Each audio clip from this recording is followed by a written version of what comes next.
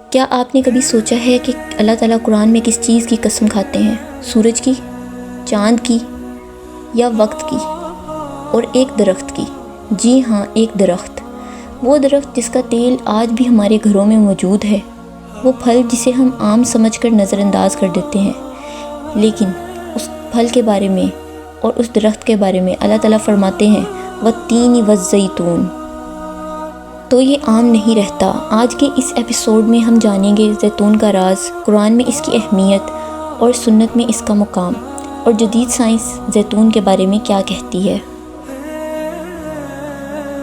قرآن کریم میں اللہ تعالیٰ جب بھی کسی چیز کی قسم کھاتے ہیں تو وہ دراصل ہمیں متوجہ کر رہے ہوتے ہیں۔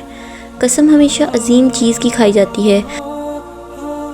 قرآن کریم میں اللہ تعالیٰ سورۃ التین میں فرماتے ہیں والتین والزیتون، قسم ہے انجیر کی اور زیتون کی۔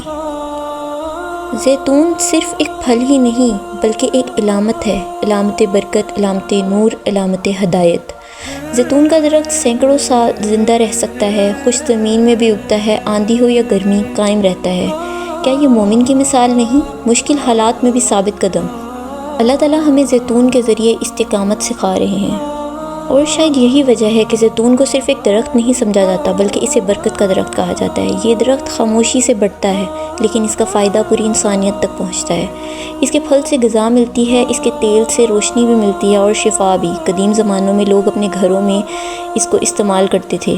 گویا زیتون صرف جسم کو طاقت نہیں دیتا بلکہ اندھیروں کو روشنی میں بھی بدل دیتا ہے، اور شاید یہی پیغام ہمیں قرآن دینا چاہ رہا ہے کہ ایک مومن بھی زیتون کے درخت کی طرح ہونا چاہیے، خاموش مگر فائدہ مند، سادہ مگر بابرکت، اور ہر حال میں ثابت قدم۔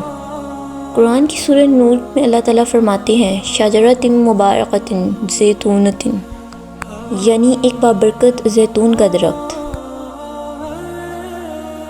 یہ آیت سورہ نور میں آتی ہے جہاں اللہ تعالیٰ اپنے نور کی مثال دیتے ہیں۔ سوچیں اللہ تعالیٰ نے اپنے نور کی مثال میں زیتون کا ذکر کیوں کیا؟ کیونکہ زیتون کا تیل جلایا جائے تو شفاف روشنی دیتا ہے۔ قدیم زمانے میں چراغ اسی تیل سے روشن ہوتے تھے۔ گویا زیتون صرف جسم کو نہیں گھروں کو بھی روشن کرتا ہے۔ رسول اللہ صلی اللہ علیہ وآلہ وسلم نے فرمایا زیتون کا تیل کھاؤ اور اسے اپنے جسم پر لگاؤ کیونکہ یہ ایک بابرکت درخت سے ہے۔ یہ صرف ایک مشورہ نہیں بلکہ ایک رہنمائی ہے۔ نبی صلی اللہ علیہ وآلہ وسلم کی غذا سادہ تھی، قدرتی تھی، برکت والی تھی۔ اس بات سے ہمیں یہ ثابت ہوتا ہے کہ صحت صرف دواؤں میں نہیں بلکہ فطرت میں ہے۔ اگر آج ہم سنت کے مطابق اپنی خوراک کو بہتر کریں تو ہماری زندگی بدل سکتی ہے۔ آج دنیا میڈیٹرینین ڈائٹ کو صحت کے لیے بہترین قرار دیتی ہے۔ آخر اس ڈائٹ کی بنیاد کیا ہے؟ زیتون کا تیل۔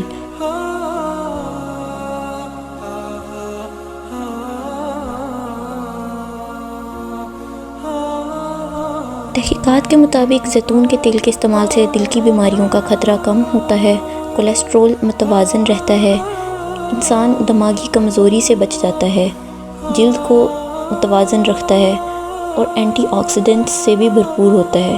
لیکن سوچنے کی بات یہ ہے کہ جو چیز آج سائنس دریافت کر رہی ہے وہ قرآن نے 1400 سال پہلے ہمیں بتائی تھی۔ کیا یہ قرآن کی سچائی کا ثبوت نہیں؟ زیتون ہمیں کیا سکھاتا ہے؟ سادگی، ثابت قدمی، برکت۔ یہ درخت شور نہیں کرتا لیکن فائدہ دیتا ہے۔ بالکل ایسے ہی ایک مومن کو بھی ہونا چاہیے، خاموش، مضبوط اور فائدہ مند۔ ہم مہنگے تیل خریدتے ہیں، مہنگے سپلیمنٹس خریدتے ہیں لیکن سنت اور قرآن کی غذا کو بھول چکے ہیں۔ اگر آج ہم اپنے کچن میں زیتون کے تیل کو شامل کر لیں تو یہ صرف صحت کا فیصلہ نہیں ہوگا بلکہ ایمان کا بھی فیصلہ ہوگا۔ ہمیں کوشش کرنی چاہیے کہ اپنی زندگی میں قرآن کی دی ہوئی نعمتوں کو واپس لائیں، کیونکہ جو اللہ تعالیٰ نے چنا ہے وہی ہمارے لیے بہترین ہے۔